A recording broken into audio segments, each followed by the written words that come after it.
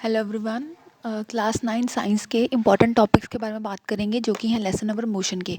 देखो बच्चों, इस चैप्टर को हम डिवाइड कर दिया मैंने अब 4 पॉइंट्स में।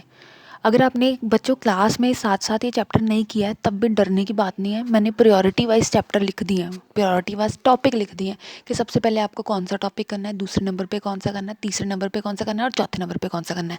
पहले नंबर पे जो आप जब भी ये चैप्टर करने बैठोगे पेज नंबर 107 108 पे डेरिवेशंस होती हैं इन 3 फार्मूलाज की। वो डेरिवेशन आपको कहाँ से मिल जाएंगी मैं आपको बुक दिखा भी देती हूँ।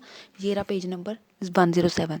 बेटा यहाँ से आपने इसको शुरू कर देना और ये डेरिवेशन लगभग इतनी बड़ी है। यहाँ पे ज़रूरी नहीं कि आपको ये सारा का सारा एक ही बार में पेपर में आ जाएगा। हो सकता है आपको इतना पोर्शन पेपर में आ जाए। जब भी आपको थर्ड फार्मूले का डराइव करने के लिए बोलेंगे, यहाँ पे थर्ड फार्मूला है ना, जब भी आपको ये थर्ड फार्मूला बोलेंगे आपने सिर्फ इतना पोर्शन करना है।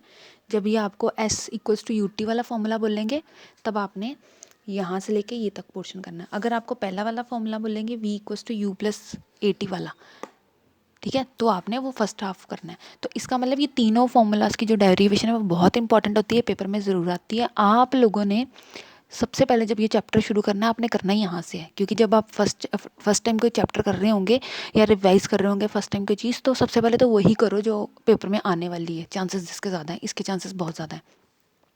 नंबर 2 पे जैसे ये करने के बाद थोड़ा सा ये होता है समझने में, ये करने के बाद आप लाइट सी चीज़ कर सकते हैं। जैसे डेफिनेशंस कर लिया आपने, uniform motion, non uniform motion की, एक्सेलरेशन मोशन की कर ली, उसके बाद सर्कुलर मोशन की आपने कुछ डेफिनेशंस कर ली। डेफिनेशंस करने के बाद बच्चों आपने ग्राफ्स करने हैं। ग्राफ्स को कैसे करना है मैं ये बताऊँगी।